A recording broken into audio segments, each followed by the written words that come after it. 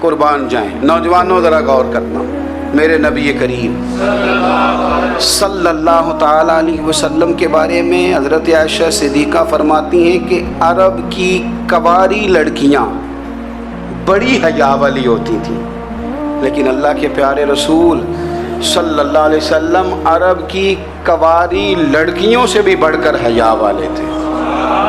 یہ ہمارے بچے مذاق میں ہمیں کئی دفعہ کہتے ہیں شادی کرا دو، شوگل میں کہہ دیتے، ابا کو کہہ دیتے ہیں، ابا کو نہیں منہ پہ آگے کہہ دیتے ہیں، کہتے ہیں یہ بڑا بھائی مصیبت بن گیا، یہ ہٹے گا تمہاری باری آئے گی۔ آپ کچھ ایسی باتیں کر رہے ہیں، کچھ ایسے انداز آپ اختیار کر رہے ہیں جو وزادار لوگ کرتے نہیں۔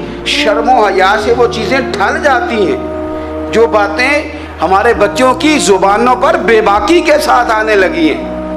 یہ جو ہمارے لڑکے بن سنور کے نکلتے ہیں،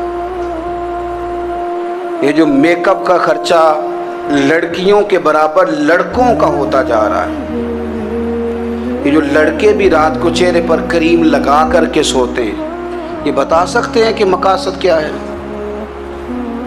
بتا سکتے ہیں؟ یعنی بچے بھی بغیر شیمپو کے بال نہیں دھوتے، مثلا کیا کرنا ہے آپ نے اس کا؟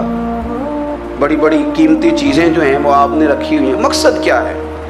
یہ جو ہمارے بچے بن سنور کے نکل رہے ہیں تو کیا دعوت دے رہے ہیں سوسائٹی کو؟ شارٹ نکڑے پہن کے جو نکلے ہوئے ہیں، اوریاں لباس پہن کے نکلے ہوئے ہیں۔ اقبال نے کہا تھا دیار مشرق حوث میں غلطاں، شباب اوریاں شراب عیسیاں، جسے بھی دیکھو غری کے عیسیاں، ہم ایسی تہذیب کیا کریں گے؟ شباب اوریاں، تم نے اپنی جوانی ننگی کر ڈالی ہے ساری، معاذ اللہ۔ کن مقاصد کے لیے؟ میں وہ اعداد و شمار بتا نہیں سکتا۔ ہمارے ہاں گند سستا ہو گیا ہے، لوگوں نے گناہ تک پہنچنا آسان بنا دیا ہے۔ آپ دیکھ لیں گندگی دروازے پہ اور گند موبائل میں، کیسے بچائیں ان بچوں کو؟ کیا کریں؟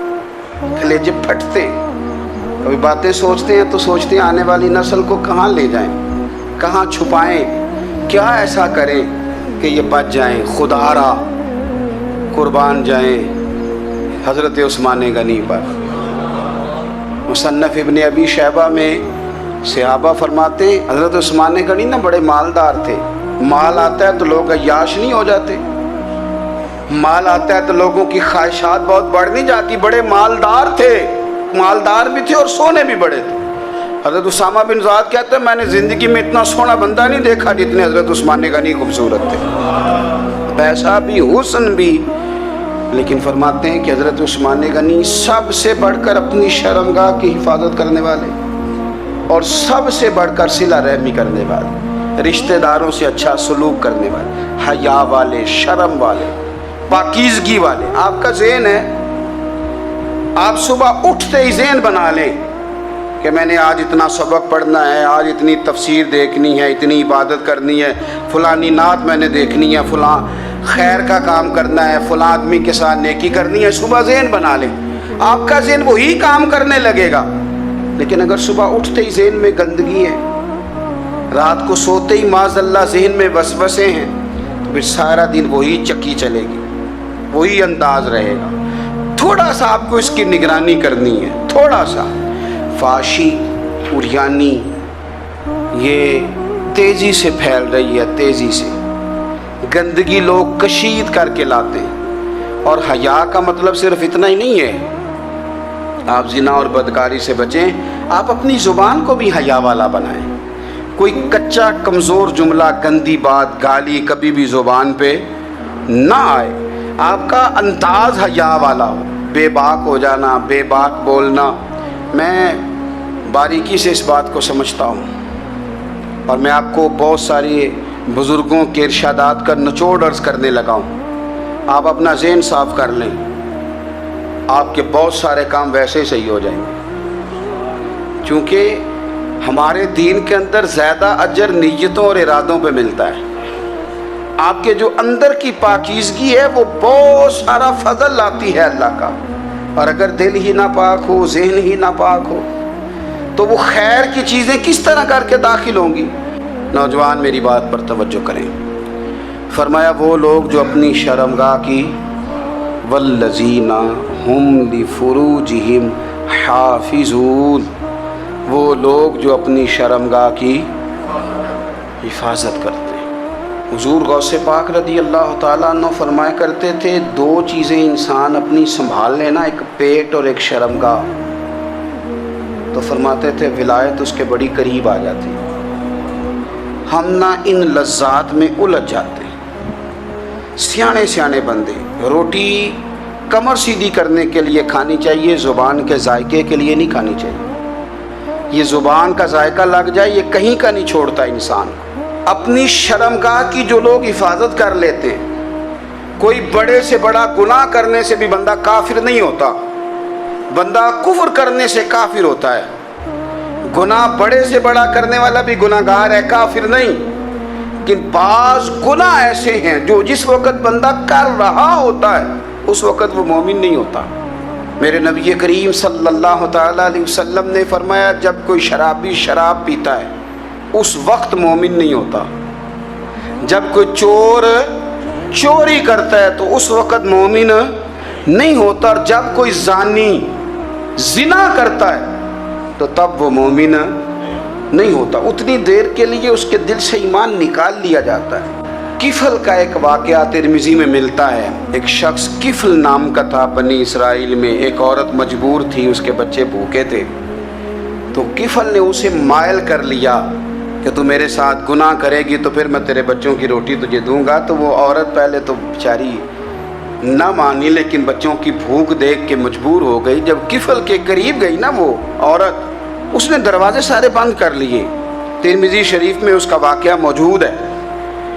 چاروں جانب سے بند ہو گیا سارا کچھ، لیکن جب وہ کفل کہتا ہے میں اس بی بی کے پاس جانے لگا تو عورت کا وجود کانپتا تھا۔ جس بندے کو گناہ کی طرف جاتے اس کی طبیعت میں ہیجان پیدا ہو تو مانا یہ ہے کہ ابھی ذہن پورا غلیظ نہیں ہوا، ابھی طبیعت پوری گندی نہیں ہوئی، ابھی ایمان کی بہت ساری قسمیں موجود ہیں، عورت کا وجود کانپتا ہے۔ تو کفل کہتے ہیں کہ میں نے اسے کہا کہ سارے دروازے بند ہیں، ڈرتی کیوں ہے؟ تو کہنے لگی ڈرتی اس لیے ہوں کہ سارے دروازے بند نہیں ہوتے، ایک دروازہ کھلا ہے اور وہ دروازہ رب قدیر کا دروازہ ہے، اسے کیسے بند کیا جا سکتا ہے؟ تو کہتے ہیں جب اس نے یہ لفظ کہے تو مجھ پر بھی بات کا اثر ہوا، مجھ پر۔ تو میں نے کہا کہ اگر تو عورت ہو کے رب سے اتنا ڈرتی ہے تو مجھے تو اس نے مرد بنایا ہے، تو مرد تو ہوتا ہی وہ ہے جو اپنے آپ پر کنٹرول کر سکے۔ تو اب نہ معاملہ آگے جائے گا، اب یہاں بات رکے گی نہیں، جا میں تجھے آزاد کرتا ہوں۔ عورت گئی، اس نے توبہ کی کفل نے، اور رات رو کے کہنے لگا مالک آج میں نے توبہ کی ہے تو میرے اوپر مہربانی کرنا، میری توبہ ٹوٹنے نہ پائے۔ رات اس نے توبہ کی، رات ہی انتقال ہو گیا۔ لوگوں کو پتا تھا بڑا بے حیا ہے، بد کردار ہے، گناہ گار ہے، شاید لوگ اس کا چہرہ دیکھنے بھی نہ جاتے، پر مالک کریم ہے نا۔ حضور فرماتے ہیں سویرے اس کے دروازے پہ لکھ دیا اللہ نے، لوگوں رب نے کفل کے سارے گناہ معاف کر دیے ہیں، اس کے دروازے پہ لکھ دیا گیا۔ جب آپ اپنی حفاظت کرنا چاہتے ہیں تو اللہ پھر اسباب بھی پیدا کر دیتا ہے۔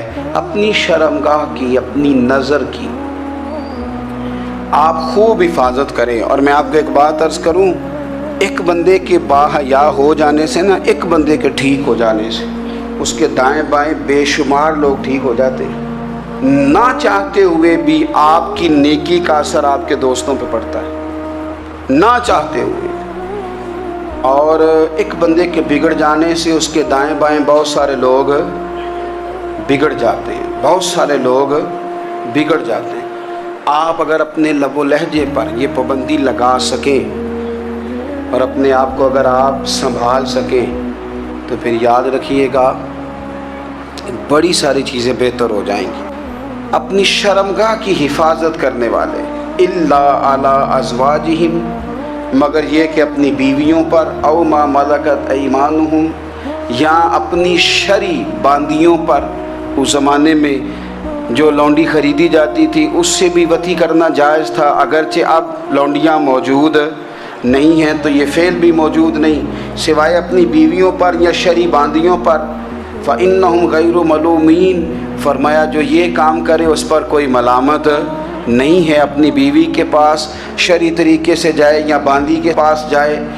फमन इब्तगा वरा ज़ालिका, और जो आदमी इसके बाद इस हद से बढ़े, इसके सिवा कुछ और करे जो बंदा, फरमाया फ़उलाइका हुमुल आदून, ये लोग हद से बढ़ने वाले हैं। जो लौंडियों और बांदियों के अलावा, अपनी बीवियों के अलावा किसी और जगह गंदगी करें, ये हद से बढ़ने वाले, हदों को क्रॉस करने वाले लोग हैं। फिर इरशाद फरमाया वल्लज़ीना हुम ली अमानातिहिम व अहदिहिम राऊन, और वो जो अपनी अमानतों और अपने वादों की रियायत करते हैं, अमानतें अदा करते हैं, वादे पूरे करते हैं। और वो लोग जो अपनी नमाज़ों की हिफाजत करने वाले हैं, जिनमें ये खूबियाँ आ गई। मेरा रब फरमाता है नमाज में खुशू वज़ू हासिल हो गया, फजूलियात से बच गए, ज़कात अदा करने वाले बन गए, शर्मगाह की हिफाजत करने वाले बन गए, अमानतें अहद पूरे करने वाले बन गए, अपनी नमाज़ों के मुहाफिज हो गए।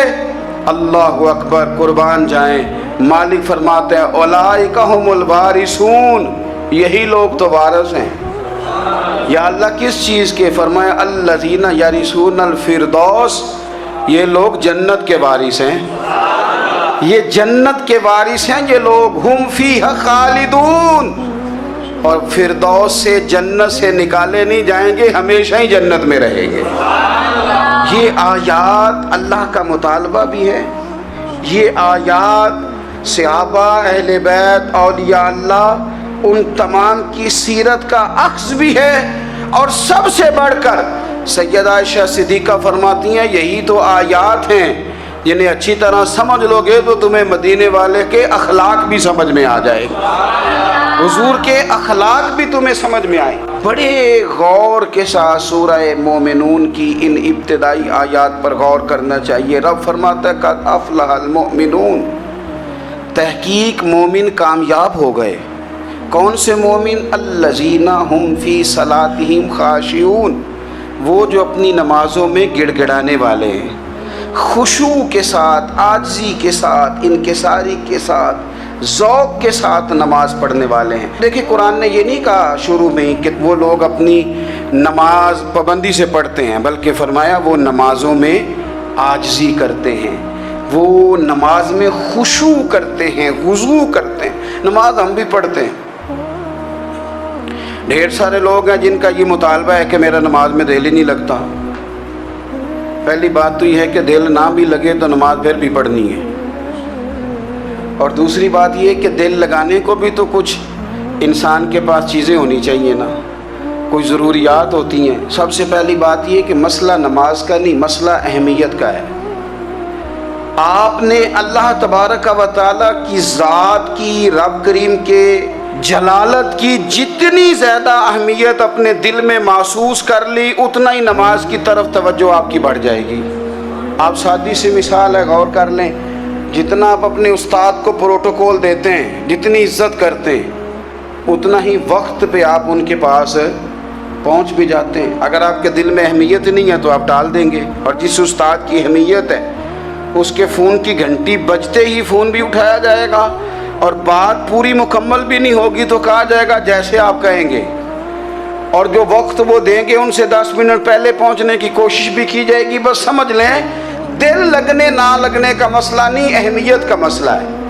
आप जितनी अपने मालिक की बारगाह की अहमियत समझ लेंगे, उतना ही वक्त पे मस्जिद आएंगे, उतना ही शौक़ से नमाज पढ़ेंगे। दूसरी बात, नमाज के तर्जुमे पे गौर करें।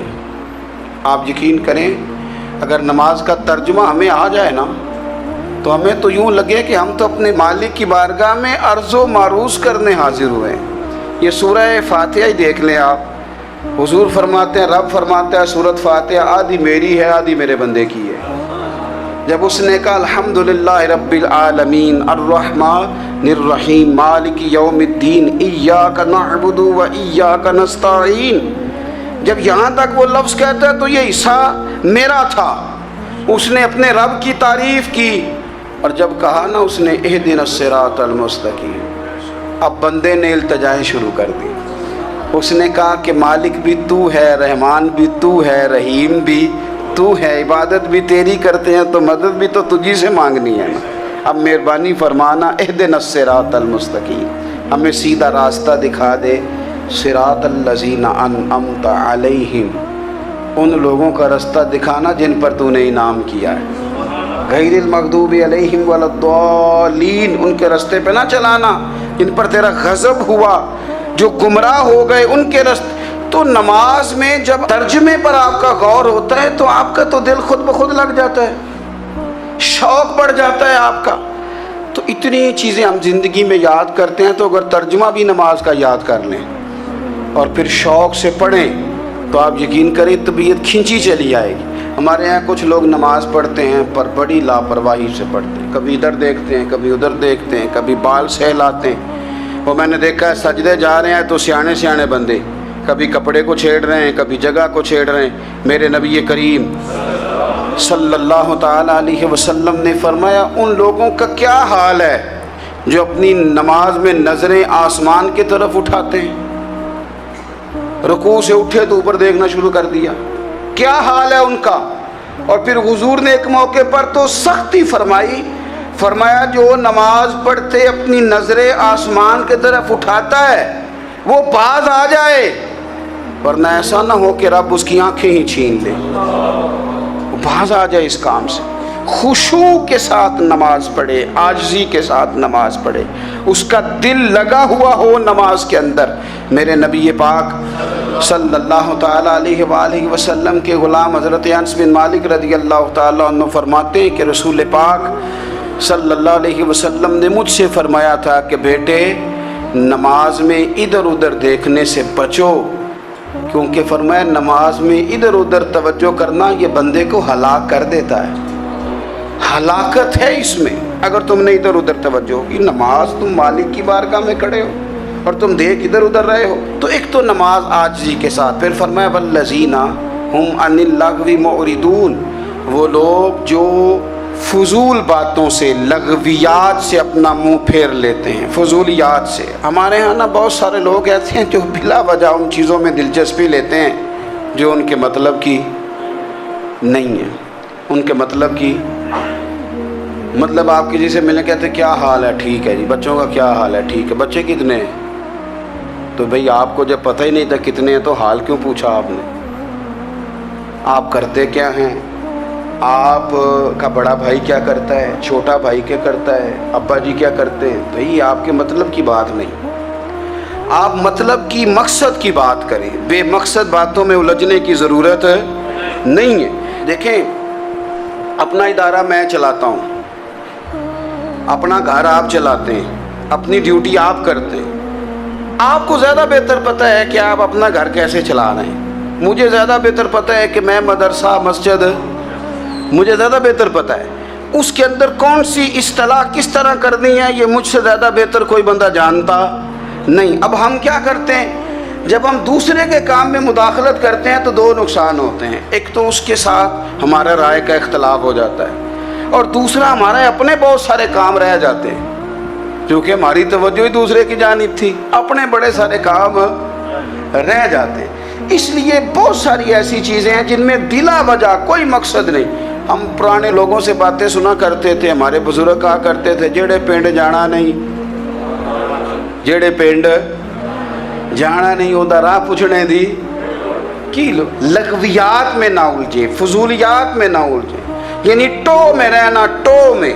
آپ یقین کریں میں نے پرسنلی طور پہ اس چیز کو محسوس کیا ہے کہ ہمارے بہت سارے اہم حقوق صرف اس لیے مس ہوتے ہیں کہ ہماری اپنے سے زیادہ توجہ سامنے والے پہ ہوتی. سامنے والے میں نے دیکھا بڑے بڑے عجیب سوال اور بڑے بڑے انوکھے سوال, مطلب یہ کہ اتنی لمبی چوڑی, اور لوگوں کو بڑا پتہ ہوتا ہے یہ فلاں آدمی جو ہے اس کے بچے کتنے ہیں, وہ بیاہ کہاں پہ ہیں, کس کس علاقے میں ان کی شادیاں ہوئی ہیں. اتنی تفصیلات کی ہمیں ضرورت نہیں ہے. ہم سے تو ہمارے بارے میں پوچھا جائے گا تو ہمیں اپنا معاملہ بڑا صاف ستھرا. دیکھیں کیا سونی بات کی مدینے والے رسول نے, قربان جائیں حضور کے جملوں پر. ایک شخص نے پوچھا حضور سونا اسلام کون سا ہے، خوبصورت مسلمان کون ہے؟ تو نبی پاک صلی اللہ علیہ وسلم نے فرمایا وہ خوبصورت مسلمان ہے جو بات اس کے مقصد کی نہیں بے معنی ہے وہ بات وہ چھوڑ دے، بے مقصد باتوں سے الجھنا جو بندہ چھوڑ دے وہ مسلمان بڑا سونا مسلمان ہے۔ ہم کمزور اس لیے ہوتے ہیں کہ ہماری توجہ زیادہ دوسروں کی باتوں پر پڑتی ہے۔ کچھ چیزیں ایسی ہوتی ہیں جو ہم نہ فراخ دلی سے بانٹتے ہیں، اور کچھ چیزیں ایسی ہوتی ہیں جو مجبور ہو کر ہم دیتے ہیں۔ کئی دفعہ ایسا ہوتا ہے کہ سامنے والا کچھ زیادہ تکلیف میں ہوتا ہے اور ہمارے پاس بھی وسعت نہیں ہوتی، لیکن زیادہ اجر اسی بندے کو ملتا ہے جو تھوڑی تکلیف برداشت کرے اور سامنے والے کی تکلیف کو دور کرے۔ مدینہ منورہ میں نا قحط پڑ گیا تھا، غلہ نہیں ملتا تھا، تو قحط کے زمانے میں لوگ نا پھر چیزوں کو مہنگا کر کے بیچتے ہیں۔ ہمارے ہاں ایک طرف چینی کی لائنیں لگی ہوتی ہیں اور دوسری دفعہ چھاپا پڑتا ہے، پورے کے پورے گودام بھرے ہوئے نکل آتے ہیں، لوگ مصنوعی قلت پیدا کر دیتے ہیں۔ حضرت عمر فاروق رضی اللہ تعالیٰ عنہ کے زمانہ نور میں قحط پڑ گیا تھا، گندم کا دانہ اس طرح ہو گیا تھا جس طرح سونا ہے۔ سیدنا عثمان غنی رضی اللہ تعالیٰ عنہ کے نا بہت سارے اونٹ غلے کے بھرے ہوئے مصر سے آئے، اور لگتا یوں ہے کہ وہ شخص آپ ہی کو غلہ دیتا تھا، کسی اور کو دیتا بھی نہیں تھا، جو اونٹ بھر کے اس نے لیے۔ تو مدینہ منورہ کے اندر جب وہ مال پہنچا نا، آپ کو بتانا یہ چاہ رہا ہوں کہ ساری تجارت بندوں سے نہیں کرنی چاہیے، کچھ اللہ سے بھی کرنی چاہیے۔ رب سے جو بندہ تجارت کرتا ہے وہ بڑا کامیاب ہوتا ہے۔ وہ غلے سے بھرے ہوئے اونٹ آپ کے پہنچ گئے تو تاجر آئے، انہوں نے آگے کہا عثمان ہم کھول کے نہیں دیکھتے کہ اندر مٹی ہے کہ سونا ہے، اور یہ بھی نہیں پوچھتے آپ نے کتنے کا خریدا ہے، آپ کی زبان پر اعتبار ہے، آپ نے جتنے کا مال لیا ہے نا ہم ڈبل دیتے ہیں، آپ ہمیں دے دیں۔ آپ فرمانے لگے نہیں مجھے زیادہ نفع ملتا ہے۔ انہوں نے کہا 2 گنا، فرمایا نہیں زیادہ ملتا ہے، کہا 3 گنا، فرمایا زیادہ ملتا ہے۔ وہ کہنے لگے اس سے زیادہ تو کوئی تاجر ہے ہی نہیں جو زیادہ دے، فرمایا بس مجھے ملتا ہے نا۔ کہا کتنا ملتا ہے؟ فرمانے لگے لگتا ہے کہ اگر وہ تاجر زیادہ کرم نوازی کرے تو 700 گنا تو دے گا ہی، اور باقی کریم ہے۔ انہوں نے کہا جی نہیں اتنا نہیں ہم دے سکتے، پھر آپ بیچ لیں۔ یہ بات ہی سمجھ میں نہیں آتی۔ لوگ چلے گئے تو حضرت عثمان غنی مال اٹھا کے مسجد کے دروازے پہ لے گئے، جا کے کہنے لگے اے عمر اعلان کر دیں جس غریب کو گندم کی ضرورت ہے، آسانی کے دور میں نہیں دقت کے دور میں، جب لوگوں کو مل نہیں رہی چیز، جس کو ضرورت ہے وہ آئے اور آ کے لے جائے۔ جب جناب عثمان غنی کے اس غلے کا اعلان ہوا تو تاجروں کو اب مسئلہ سمجھ میں آیا کہ یہ 700 گنا کو بندہ نہیں دے رہا، یہ رب کریم عطا فرما رہا ہے۔ میرے عزیز کچھ سودے رب کے ساتھ بھی کریں۔ اگر کوئی بڑا ضرورت مند دروازے پہ آ جائے نا تو پھر اپنا نفع نقصان نہیں سوچنا، پھر تو رب کے ساتھ تجارت کرنی ہے۔ ضرورت مند کی ضرورت کا لحاظ کرنا یہ نہ مسلمانوں کے ایک دوسرے کے قریب کرے گا۔ ہم کون ہوتے ہیں کسی کی حاجت پوری کرنے والے، ضرورت پوری کرنے والے؟ کرنے والا تو اللہ ہے۔ تو اگر رب ہمیں کبھی وسیلہ بنائے، ذریعہ بنائے، تو پھر ہمیں ذرا نا خوش دلی سے بننا چاہیے، ذوق اور شوق سے بڑھنا چاہیے، پھر ہمیں کمزور نہیں پڑنا چاہیے۔